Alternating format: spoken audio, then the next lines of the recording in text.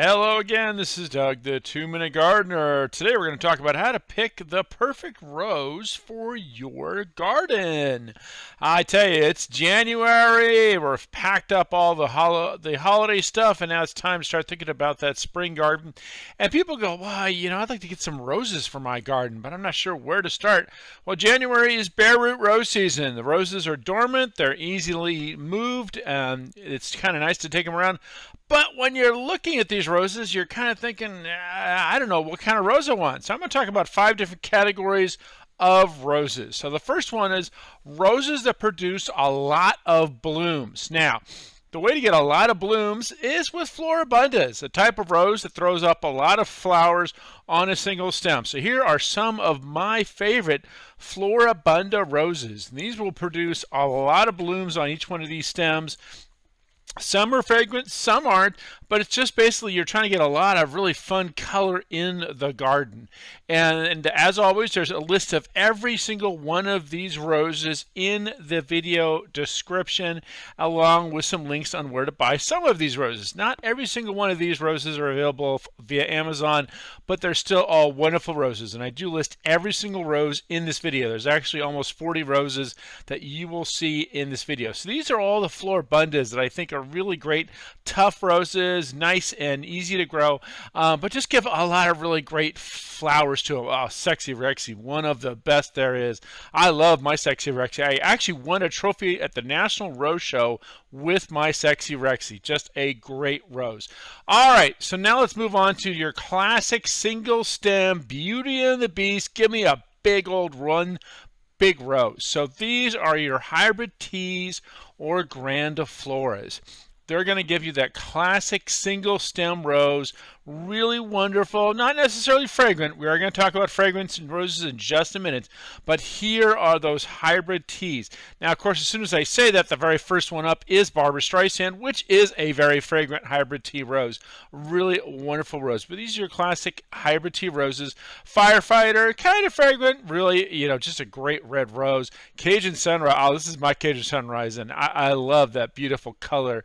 There's some really great colors, but again, if you want that single stem, wonderful one rose in a vase, you want a Hybrid Tea or grandiflora, and see, any of these are some of the really great ones out there as well. Mr. Lincoln is your classic big red rose. Neil Diamond's a really nice one, pretty disease resistant as well. Kind of a really fun rose. And of course, Gold Medal, really interesting shades of yellow with a little bit of gold and orange. And your classic big white rose, Pope John Paul, also a very disease resistant rose. All right, well, now let's talk about easy to grow roses. What if you've never grown roses and you want to get started with something that's kind of easy to grow? I always recommend to folks, consider somebody that is tagged All-American Rose Selection. These are roses that have been selected for their vigor, their color, and their disease resistance. They're really high quality roses that are really, really wonderful. But you're not necessarily all of the roses you're going to see here are those kind of high quality roses. Some of the really nice ones on this list are a really kind of fun roses, like that Sexy Rexy I mentioned earlier, Tuscan Sun, and of course Iceberg. Now Iceberg is probably the easiest to grow of all the roses ever created, ever. Really tough, but I love the White Iceberg and the Burgundy Iceberg as well. These are really easy to grow roses. All right, so now moving on, our next category of roses, fragrant roses. Give me something with some fragrance that I can put in a really wonderful bouquet in the house. So here we go. This one's called Earth Angel Parfum. Really fun one. Of course, Double Delight is a great Hybrid Tea, nice and fragrant rose. Love that. White Licorice. This is my White Licorice. I love that rose. Sheila's Perfume. I love Sheila's Perfume. Really great fragrance. Sunsprite's a little Floribunda with a big fragrance. And of course, Mr. Lincoln again. Great fragrance on your classic big red rose. And this one's called Honey Bouquet. Oh yeah, it's pretty honeyful. So one more category of roses I just want to touch on. Other types of roses.